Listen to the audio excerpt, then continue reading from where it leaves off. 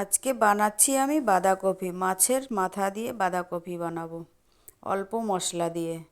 কড়াইতে দিয়ে দিচ্ছি তেল। মাছের মাথাটা আমি আগেই ভেজে রেখেছি। কড়াইতে দিয়ে দেবো একটা একটু জিরে, দিয়ে দেবো একটা তেজপাতা, দিয়ে দেবো সামান্য দারচিনি।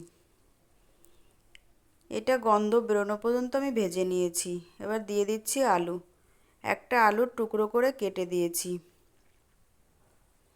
আলুটা ভাজা হয়ে গেছে অল্প, দিয়ে দেবো মশলা। দিয়ে দিচ্ছি 1 চামচ লঙ্কা বাটা,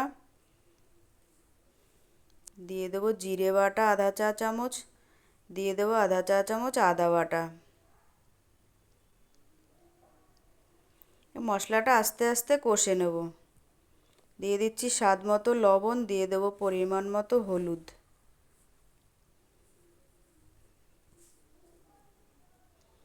মশলাটা কষা প্রায় হয়ে গেছে, কপিটা দিয়ে দিচ্ছি।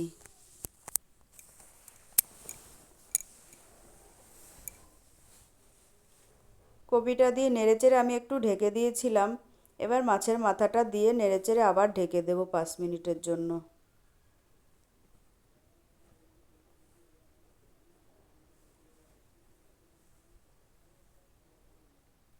কারণ কপিতে আমি জল দেব না, যেই জলটা বেরিয়েছে ওটাতেই সিদ্ধ হবে আস্তে আস্তে কপিটা।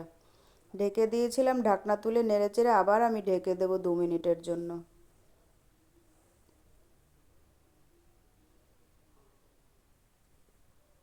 ঢাকনা তুলে নেড়েচেড়ে নিয়েছি। আবার ঢেকে দিয়েছিলাম, ঢাকনা তুলে নেড়েচেড়ে নিয়েছি। হয়ে গেছে বাঁধাকপি। আমার এই রেসিপিটা ভালো লাগলে লাইক করো, শেয়ার করো, কমেন্ট করো।